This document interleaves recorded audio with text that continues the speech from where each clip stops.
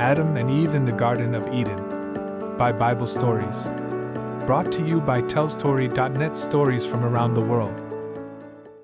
Before any plant of the field was in the earth, before any herb had yet sprung from the ground, the Lord God had not sent rain upon the earth, and there was no man to till the soil. But a mist rose up from the ground and watered the whole face of the earth. Then the Lord God formed man from the dust of the ground. He gathered the dust red and dark and common, and shaped it with his hands into the form of a man. Then he bent close and breathed into his nostrils the breath of life, and the man became a living soul. Then the Lord God planted a garden eastward in Eden, and there he placed the man he had formed. Out of the ground he made every tree spring up, every tree that was pleasant to the sight and good for food. The trees grew tall and full, their branches heavy with fruit, their shade cool and deep. In the midst of the garden stood two trees unlike any other, the tree of life, and the tree of the knowledge of good and evil.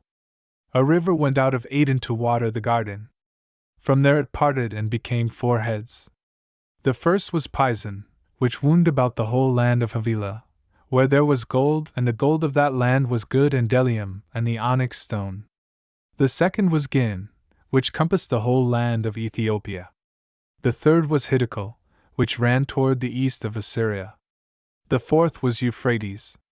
The Lord God took the man and set him in the Garden of Eden to dress it and to keep it. This was his place. This was his purpose. Then the Lord God gave him a command. Of every tree of the garden you may freely eat. But of the tree of the knowledge of good and evil you shall not eat, for in the day that you eat thereof you shall surely die. Every fruit that hung from every branch was his. The whole garden, freely given. Only one tree stood apart, and that one was forbidden. Then the Lord God said, It is not good that the man should be alone. I will make a helper fit for him. And so the Lord God formed from the ground every beast of the field and every fowl of the air, and brought them to Adam to see what he would call them.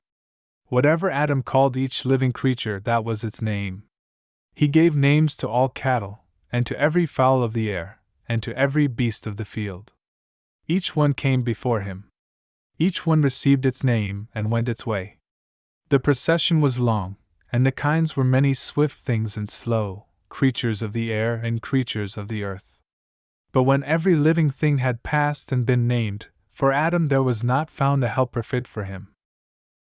So the Lord God caused a deep sleep to fall upon Adam, and he slept. While he slept, God took one of his ribs and closed up the flesh again in its place. Of the rib that he had taken from the man, he made a woman, and brought her to the man. The man woke. She was standing there.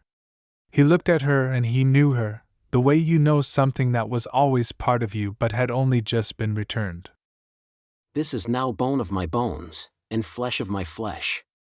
She shall be called woman, because she was taken out of man.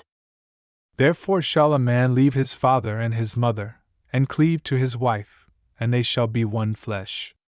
They were both naked, the man and his wife, and they were not ashamed.